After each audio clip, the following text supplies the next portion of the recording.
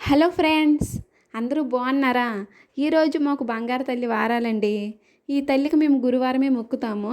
అందుకే గురువారాలని అంటుంటాము. ఈ బంగారు తల్లి తల్లి అనేవారు బాపనమ్మండి.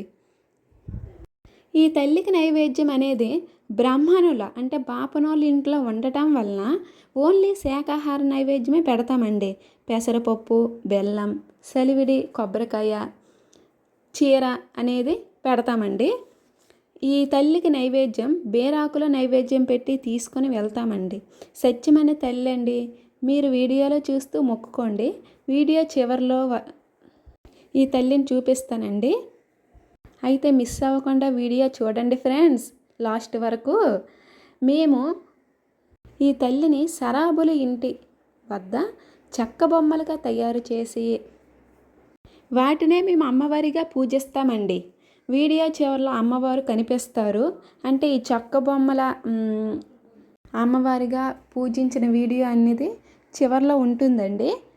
వీడియో చివరిలో అమ్మవారు అనేవారు కనిపిస్తారు. నా వీడియో నచ్చినట్లయితే సబ్స్క్రైబ్ చేయండి. ప్లీజ్ సపోర్ట్ చేయండి ఫ్రెండ్స్.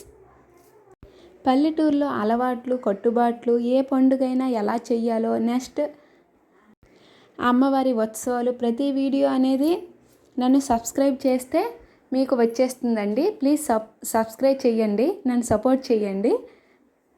మీకు తెలియని మరెన్నో విషయాల్ని నేను చేయాలనుకుంటున్నాను.